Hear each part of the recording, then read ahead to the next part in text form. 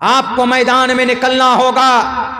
भारत के संविधान को मजबूती के साथ पकड़कर कानूनी लड़ाई लड़नी होगी। जालिमों को बताना होगा कि हम जिंदा कौम हैं। हमें इस देश में मस्जिद बनाने, मस्जिद में इबादत की परमिशन भारत का संविधान देता है। हमें मदरसा कायम करने, मदरसा चलाने की इजाजत भारत का संविधान देता है। हमारे हिंदू भाइयों को उनको मंदिर बनाने और मंदिर के ऊपर भजन गाने, हनुमान चालीसा पढ़ने, गायत्री मंत्र का जप करने, ओम भूर्भुवस्सुवः तत्सवितुर्वरेण्यं भर्गो दिशि दिवस्य धीमहि धियो यो नः प्रचोदयात्, इसकी इजाजत आर्टिकल नंबर 25 देता है। अगर हिंदू भाई पढ़ना चाहते हैं गायत्री, हनुमान चालीसा, जय हनुमान ज्ञान गुण सागर, जय कपीस तेह लोक उजागर, रामदूत अतुलित बलदामा, अंजनी पुत्र पवन सुत नामा, तो भारत का संविधान आर्टिकल नंबर 25 उसको हनुमान चालीसा पढ़ने की इजाजत देता। अगर कोई हिंदू भाई साष्टांग करना चाहे, पथमादार का जीवा दियो दिदियन मुजियते तृतीयानन कोडलाकार चतुर्थर्देव चंद्र का पंचम बिंदु संयुक्ता, तो आर्टिकल नंबर 25 उसको ये मंत्र पढ़ने की इजाजत देता। वहीं पर अगर कोई मुसलमान कुरान पढ़ना चाहे, कोई मुसलमान मस्जिद में अजान देना चाहे, कोई मुसलमान मदरसे में अपने बच्चे को हाफिज कुरान बनाना चाहता है, तो आर्टिकल नंबर 25 इसको भी इजाजत देता। अगर कोई सिख भाई अपने अपने अपने 10 गुरुओं, गुरु नानक, गुरु गोविंद सिंह के बताए हुए रास्तों के मुताबिक अपने शिष्यों को अगर वो सिख बनाना चाहता है और मूल मंत्र की तालीम देना चाहता है, साफ लफ्जों में कहना चाहता है कि एक ओंकारा सतनाम करता बिरुत नरवु नरवीर, अकाल मूरत अजमनी से भुंगुर प्रसादी, भारत का संविधान उसको भी इजाजत देता। लेकिन किसी और पर टारगेट नहीं। मेरे सनातनी भाई बताओ, टारगेट किस पर है? मुसलमानों पर है। 1308 मदरसे बंद कर दिए गए, हमारी मस्जिदें शहीद कर दी जा रही, हमारे मदरसे के ऊपर हाई कोर्ट में याचिकाएं दाखिल की जाती। अब जो हमारी 9.5 लाख एकड़ जमीन है भारत के अंदर, मुस्लिम वक्फ बोर्ड जिसको बोलते, इन मस्जिदों, इन जमीनों को भी हड़पने की कोशिश की जा रही। पूरी तरीके पर कानून और साजिशें तैयार की जा चुकी। मुस्लिम वक्फ बोर्ड, वक्फ प्रॉपर्टी मुसलमानों की प्रॉपर्टी, पर्टिकुलर मुसलमानों की नहीं, आवाम की खिदमत के लिए होती।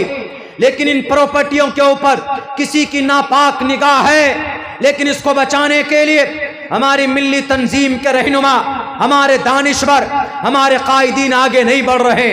वो सोचते हैं कि हाथ में हथकड़ी डालकर जेल में डाल दिया जाएगा।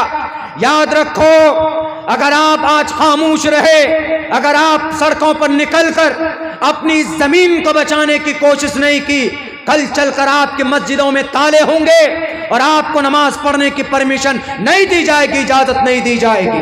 कानूनी लड़ाई लड़ने के लिए कौन मना करता? आना चाहिए मैदान में बैरिकेड। उन्होंने कहा इसीलिए हमने मदरसों को बंद कर दिया। मेरे हिंदू भाइयों, मदरसा क्यों जरूरी है? मदरसा इसलिए जरूरी है क्योंकि हमको अल्लाह ने शरीयत, हमको अल्लाह ने इबादत के लिए पैदा किया और इबादत के लिए जरूरी है तालीम, कुरान और हदीस का नॉलेज जरूरी, और कुरान और हदीस की नॉलेज के लिए मदरसा जरूरी। इसीलिए मदरसा हम लोग बनाते हैं। और आप हमारे हिंदू भाइयों, आपके यहाँ एक भी पाठशाला नहीं। आप बताइए जरा, कहीं पर ऋग्वेद पढ़ाया जाता, कहीं पर गीता पढ़ाई जाती, कहीं पर महाभारत की तालीम होती है? नहीं होती। अगर महाभारत की तालीम होती तो महाभारत में एक मंत्र है, क्या? त्रिशदशो दश वर्षा भार गोविंदेन नग्निकाम एकविंशति वर्षा वा सप्रा वर्षा वाप्नुयात यथा वायुम समाश्रिते सर्वजीवन्ते जंतवः तथाग्रस्तामा वर्तते इताराशरामा। 2 मंत्र मैंने पढ़ा आपके सामने, इसका एक्सप्लेन करता हूं। महाभारत का मंत्र है। महाभारत में क्या कहा गया? अगर कोई 30 बरस का लड़का किसी 10 बरस की लड़की से विवाह करना चाहे तो कर सकता। अगर कोई 21 बरस का लड़का, एकविंशति वर्षा, 21 बरस का लड़का 7 बरस की लड़की से विवाह करना चाहे, शादी करना चाहे तो कर सकता। 3100 साल पहले यह बात कही गई। अगर ये मजमून, ये मंत्र होता तो आज कुछ लोग नबी पर एतराज करते हैं कि मोहम्मद रसूलुल्लाह ने 6-9 साल की उम्र में अम्मा आयशा को बीवी बनाया, ये एतराज करते हैं। अगर ये मंत्र पढ़ाया जाता किसी पाठशाले में तो नबी की जीवनी पर एतराज नहीं होता। तो इससे साफ पता चलता है कि जिहालत की वजह से, नाखानदगी की वजह से भी एतराज होता। ईश्वर कौन, ईश्वर कितना, हिंदू भाइयों में पूछे कि परमात्मा कितना है, एक ही परमात्मा, एको देवा सर्वभूतेषु गौड़ा, परमात्मा एक है। मुसलमानों से पूछे खुदा कितने हैं, एक कुल हु अल्लाहु अहद अल्लाहु समद लम यलिद वलम यूलद वलम यकुल लहु कुफुवन अहद। लेकिन फर्क क्या है, मुसलमानों में अज अव्वल ता आखिर सब चीज, सारे चीजों का खुदा एक है, अल्लाहु अहद, एक ही अल्लाह। हिंदू भाइयों में थोड़ी सी गड़बड़ी है, थोड़ी सी, उसको पढ़िए शास्त्रों में तो मिजाज बदल जाएगा आपका। क्या है, त्रिदा भिन्नो हम विष्णु ब्रह्म शिव हरारिया गुणे न सिकलो हम सदा हरे एकम सद विप्रा बुधा वदंती। परमात्मा एक है लेकिन अनेक नाम है। इस्लाम में भी नाम अनेक है, लेकिन नाम अनेक के चक्कर में अनेक परमात्मा मान लेते, अनेक परमात्मा मान लेते हैं, हालांकि परमात्मा एक ही है।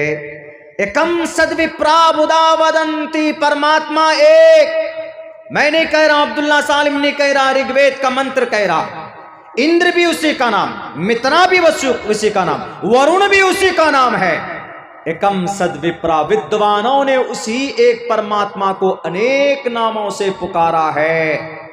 यह पैगाम कुरान में भी है, कुलिदुल्लाह अबिदुर्रहमान अय्यम्मा तदउ फलहुल अस्माउल हुस्ना। लेकिन मुसलमान से पूछे खुदा कितना है, टोटल मुसलमान कहेगा कि अल्लाह एक है। मुसलमान यही कहेगा कि रहमान कौन है, फिर रहीम कौन है, गफ्फार कौन है, कहार कौन है। तो आप कहेंगे कि है अल्लाह के वो सिफाती नाम है। तो ये कहां से पता चला, चूंकि मुसलमानों को पढ़ाया जाता है मदरसों में, इसलिए मदरसा जरूरी है। और आपके यहाँ मैं आज कहता हूं, आप पाठशाले कायम कीजिए, हर गांव में पाठशाले होना चाहिए, हर ब्लॉक में और हर डिस्ट्रिक्ट के अंदर में एक शास्त्रीय ग्रंथ को पढ़ाने के लिए निजाम होना चाहिए। तब देखिए गलतफहमी दूर होती कि नहीं होती। हम नहीं कहेंगे कि आप हमारा कुरान पढ़ लीजिए, आप हमारी हदीस का मुताला कीजिए, आपके एतराज धुल जाएंगे। बल्कि नबी पर जिसको एतराज है कि नबी ने 9 साल में अम्मा आयशा को बीवी बनाया, तो एतराज वही करता है जिसको नॉलेज नहीं, क्योंकि वो देखता है कि कुरान में हदीस में ऐसा है, तो वह हदीस को लेकर सर पर उछलता, हाँ हदीस में ऐसा, हदीस में ऐसा। लेकिन ग्रंथ में भी मौजूद है, एकम एकविंशति वर्षावा सप्रा वर्षावाप्नुयात, 21 बरस का लड़का 7 बरस की लड़की से विवाह कर सकता है, लेकिन कानूनी एतबार से अब नहीं कर सकते। लेकिन मजहबी ग्रंथों में इजाजत है, मुसलमानों की शरीयत में इजाजत है कि नाबालिग माँ बाप, नाबालिग बच्ची बच्चा, लड़का लड़की के माँ बाप उसको इजाजत दें, उसको इजाजत कि अगर वो अपनी उससे बच्चों के निकाह पढ़ लें, उसके पेरेंट्स, तो निकाह माना जाता है। या लड़का लड़की बालिग होने के बाद में निकाह पढ़ ले तो निकाह वैलिड है गवाहों की मौजूदगी में। ऐसे हिंदू धर्म में है कि कब विंशतिवा सप्रा वर्षा वापनुयात, अगर 21 बरस का लड़का 7 बरस की लड़की से विवाह कर ले तो जायज है, महाभारत में कही गई। लेकिन भारत का संविधान कहता है कि नहीं, कम से कम लड़की की उम्र 18 साल और लड़के की उम्र कम से कम 21 साल होनी चाहिए। तो ये चीजें हैं, ये सारे खुराफात और ये सारी गलतफहमी कहाँ से दूर होगी, पढ़ने से दूर होगी। हम इसीलिए अपने शास्त्रों पर ध्यान देते हैं, क्योंकि हमारा शास्त्र, हमारा कुरान, हमारी शरीयत, हम इसी के लिए पैदा किए गए। हमारा तो ये मानना है, वमा खलक़तुल जिन्न वल इंसा इल्ला लियअबुदून, अल्लाह ने इंसानों को पैदा किया किस लिए, इबादत के लिए पैदा किया। इंसान और जिन्नात को अल्लाह ने इबादत के लिए पैदा किया, और अल्लाह की इबादत के लिए ज़रूरी है शरीयत को जानना। नौजवानों, मेरे साथियों, आपको तो इतना पता है पुष्पा 2 ने कितना पैसा कमाया, पुष्पा 3 कब आने वाली है रिलीज होकर, और आपको नहीं मालूम है कि वजू में कितने फराइज हैं, गुस्ल में क्या चीज़ें फ़र्ज हैं, गुस्ल में क्या ज़रूरी है, शैम्पू लेना ज़रूरी है कि टॉवेल लेकर बाथरूम में जाना ज़रूरी है कि गर्म पानी से नहाना ज़रूरी है। आप उसको ज़रूरी समझते हो? नहीं, अपनी जवानी का एक मकसद है, आपकी जिंदगी का एक मकसद है, अल्लाह ने आपको इबादत के लिए पैदा किया। इतना इल्म सीखना जरूरी है कि जिससे आप हराम और हलाल के बीच में फर्क पैदा कर सको। इसी को अल्लाह के नबी ने फरमाया कि जरूरी है तलबुल इल्मी फरीज़तुन अला कुल्li मुस्लिम। मेरे हिंदू भाइयों, मेरे सनातनी भाइयों, अगर मकतब और मदरसे का निज़ाम है तो वह हमारे लिए, चूंकि हमारे लिए ज़रूरी और कंपलसरी, हम उसके बगैर नहीं रह सकते। और फिर अगर मदरसे में हमारे बच्चे पढ़ते हैं, मकतब में हमारा बच्चा पढ़ता है, तो इसका ये मतलब नहीं है कि वो मदरसे में पढ़ने के बाद में कटमुल्ला बन जाएगा, वो मदरसे में पढ़ने के बाद वो देश विरोधी काम करेगा जैसा कि लोग सोचते। बल्कि अगर कोई मौलाना बनता है तो वो इस समाज का सबसे मुबारक आदमी बन जाता है। अगर कोई हाफिज और कारी साहब बनता है तो वो इस समाज के बीच में इमाम बनता है। और इमाम अल्लाह के नबी और सहाबा के बाद तो खुद खड़ा होना है। क्या करना है? अपने बच्चों को तालीम दीजिए, मांस मछली मटन कम खाइए, अपने बच्चों को पढ़ाइए। और मेरे नौजवानों, सलमान खान की खूबसूरती की वजह से उससे मोहब्बत करते हो तो जनाब मोहम्मद रसूलुल्लाह से ज़्यादा बेहतर खूबसूरत किसी माँ ने आज तक कोई बच्चा पैदा नहीं किया। अगर उसकी खूबसूरती की वजह से उसका फ़ैन बने बैठे हो तो अल्लाह के नबी ज़्यादा हकदार हैं कि उनसे मोहब्बत की जाए। छोड़ो ये चीज़ें, अपनी ज़िंदगी का एक एम सेट करो। इस ज़मीन पर अगर सबसे मुक़द्दस जमात अगर कोई है तो उलमा की, और उलमा में सबसे बेहतर मकाम और मर्तबा किसी के पास है तो वो हमारे जो समाज के अंदर निज़ाम है, तरतीब है, हम इमामों को देते हैं इज़्ज़त और सम्मान दुनिया के अंदर, क्योंकि ये हमारा इमाम है, ये हमारा निज़ाम, ये हमारा कॉन्सेप्ट है। और इसका ये मतलब नहीं कि मदरसे में पढ़ने के बाद हम कटमुल्ला बन जाएंगे, जिहादी बन जाएंगे। ये लफ्ज़ जिहादी तो इतना कॉमन कर दिया गया कि जिसको भी मुसलमानों को बदनाम करना हो लफ्ज़ जिहादी लगा दो। क्या रे वो अब्दुल्ला जिहादी है? जिहाद का मतलब शैतान से मुकाबला करना, जिहाद का मतलब शराब पीने का मन करता न पियो तो भी जिहाद है। जिहाद का मतलब नमाज पढ़ने का मन नहीं करता है तो नमाज पढ़ो, ये भी जिहाद है। जिहाद का मतलब रमज़ान का रोज़ा 30 दिन के रोज़े रखना, ये भी जिहाद है। जिहाद का मतलब दौलत है, दौलत का अंबार है, लोगों को ज़कात देने का मन नहीं कर रहा है कि पैसा घट जाएगा, लेकिन अपने नफ्स को तोड़कर अपने 2.5% रुपए निकाल कर गरीबों को बांटता है, ये भी जिहाद है। और जिहाद का मतलब जब कोई इस देश की सालमियत को तोड़ेगा, उसके हाथ को तोड़कर, उसकी गर्दन को तोड़कर वापस उसके मुल्क में भेजना, ये भी एक जिहाद है। इसको भी जिहाद बोलते। सिर्फ तकरीर करना या टोपी और दाढ़ी रखने से कोई जिहादी नहीं बनता। याद रखो, आसाम के चीफ मिनिस्टर साहब, आपने कहा कि इस देश को डॉक्टर की जरूरत है। जरा बताओ, जब देश आजाद हुआ था कौन डॉक्टर था अंग्रेज के सामने में? जरा बताओ, जब देश को अंग्रेज से छुटकारे के लिए 1806 के अंदर जिहाद का फतवा लॉन्च किया था तो जिहाद का फतवा देने वाला कौन डॉक्टर था, कौन पायलट था, कौन प्रोफेसर था? बल्कि उस अजीम मर्द मुजाहिद का नाम शाह अब्दुल अजीज मुहद्दिस देहलवी था, जो एक मदरसे के मोहतमिम थे। जब इस देश को आजाद करने के लिए बरतानिया के अंदर मौलाना मोहम्मद अली जौहर गए तो मौलाना मोहम्मद अली जौहर कौन थे? पायलट थे या कोई लॉयर थे या कोई जज थे या कोई इंजीनियर थे? मौलाना थे, मौलाना। सर पर टोपी और चेहरे पर दाढ़ी थे।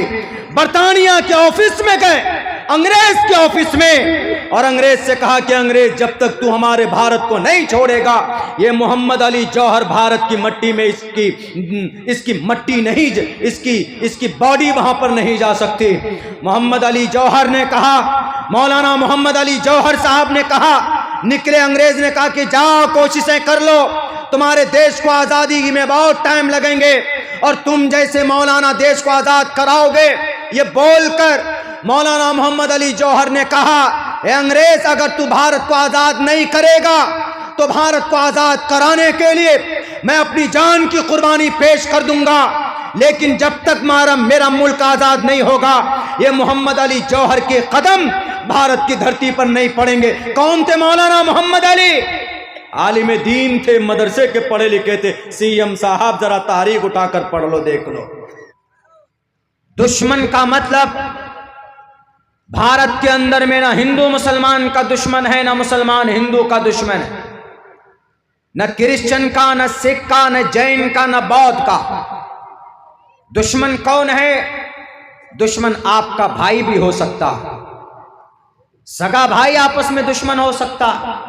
एक भाई दूसरे भाई की प्रॉपर्टी को हड़प करने के लिए साजिशें रचता है, उसको सुपारी देता है कि इसका मर्डर कर दो, तो उसका भाई उसके लिए दुश्मन है।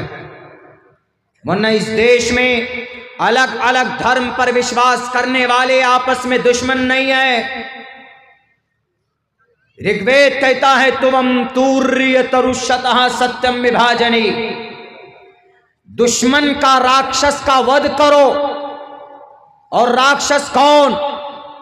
राक्षस हिंदू के लिए मुसलमान नहीं, कोई टोपी और दाढ़ी वाला नहीं, या कोई किसी मुसलमान के लिए कोई टीका लगाने वाला, या कोई सनातनी दुश्मन नहीं, राक्षस नहीं।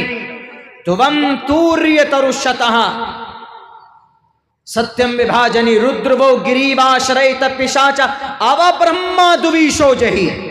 जो ब्रह्मा को नहीं मानता, जो शास्त्र को नहीं मानता, जो भारत के संविधान को नहीं मानता, यहाँ की मानवता को नहीं मानता, यहाँ की गंगा जमुनी तहजीब को नहीं मानता, यहाँ के मानवता को नहीं पहचानता है, वो न ईश्वर की मानता है, न संविधान की मानता है, न गंगा जमुनी तहजीब को मानता है, न मानवता को मानता है, न ह्यूमैनिटी का कोई रिस्पेक्ट है, तो ऐसे शख्स के बारे में ऋग्वेद साफ लफ्जों में कहता है अब ब्रह्मा दुविशो जही। जो आदमी ब्रह्मा को नहीं मानता है, परमात्मा को नहीं मानता, यानी ईश्वर के संविधान को नहीं मानता, जैसे दुर्गम राक्षस अंधकासुर, रावण, कोरू, अबू जहल, फिरौन, शद्दाद, बुख्त नसर, चंगेज, हलाकू खान, अब ब्रह्मा दुविशो जही। ऐसे लोग अगर आपके सामने आ जाएं तो इनका सर इनके तन से जुदा कर दो। इन लोगों के लिए ये नहीं कि मोहम्मद इस्माइल जैसा निहत्था लाचार बेबस आदमी किसी घर के नीचे बैठकर पेशाब करे तो उसको सिर्फ मोहम्मद इस्माइल नाम पूछकर उसको टारगेट करते हो। किस लिए ईश्वर ने तुम्हें पैदा किया? मनुष्य विषय क्या है इस धरती के ऊपर?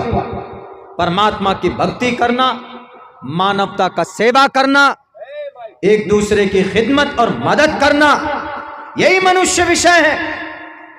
दूसरों के लिए बड़ी सख्त कानून, अल्लाह के नबी की हदीस भी है मुसलमानों के लिए, अल मुस्लिम मन सलिम अल मुस्लिमून मिन लिसानिही व यदिही। और कई रिवायत में मुस्लिम के बजाय अन्नास। मुसलमान तो वही है ना जिसके पैर से, जिसके हाथ से, जिसकी जुबान से किसी दूसरे को तकलीफ ना हो, उसके लिए कहा गया मुसलमान वही। अगर कोई मुसलमान जुल्म का रास्ता अपनाता है, ही इज नॉट अ मुस्लिम, मुसलमान नहीं है वो। लेकिन मेरे भाइयों, जुल्म तशद्दुद का बाजार गर्म है। इन तालीमात को ज्यादा से ज्यादा आम करने की जरूरत है। कुछ लोगों ने हाईजैक कर लिया, हाईजैक अपने मुट्ठी में कर लिया है। किसको?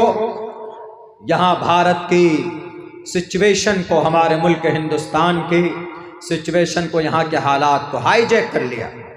जब जिधर चाहता है उधर लेके जाता।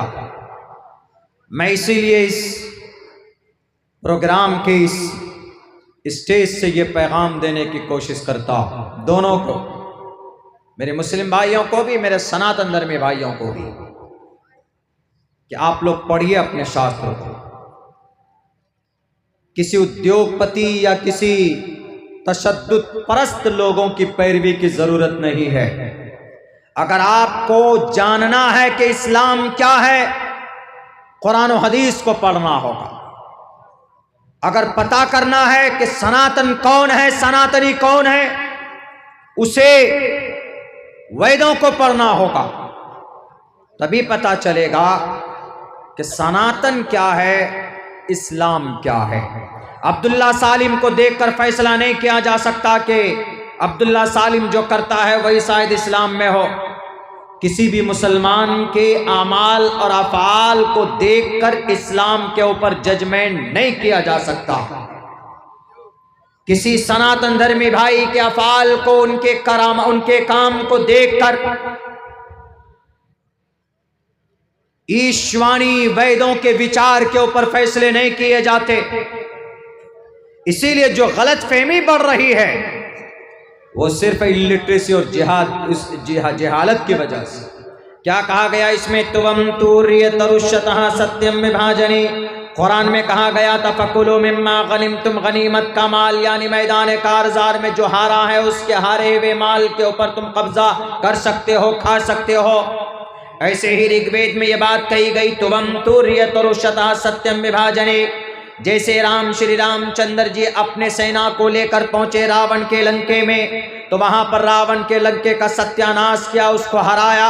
तो अब जो लंका की जितनी भी प्रॉपर्टी थी, रावण का जो लंका था और जो भी चीजें थी, अब रावण के लंके की सारी चीजें वहां के टोटल चीजों का मालिक कौन? श्री रामचंद्र जी। अब ये श्री रामचंद्र जी के लिए उपदेश है तुवम तूर्य तरुष्यतः सत्यम विभाजनी।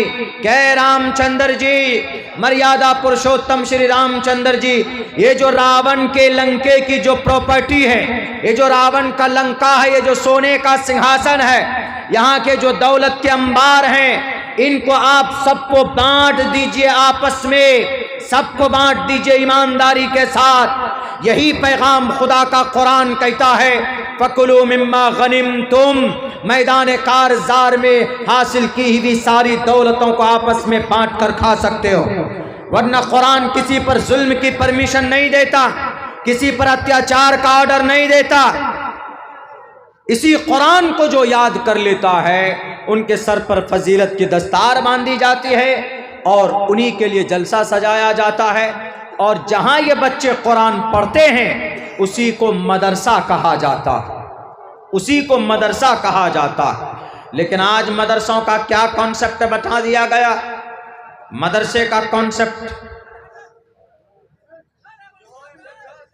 एक सूबा है, सूबा आसाम, वहां के एक बड़े चीफ मिनिस्टर साहब, वो कहते हैं कि हम मुसलमानों को हमने बुलाया, सब मुसलमानों को हमने जमा किया और टोटल मुसलमानों से हमने पूछा कि जरा आप बताइए, आप को हाफिज साहब चाहिए कि आपको मास्टर साहब चाहिए?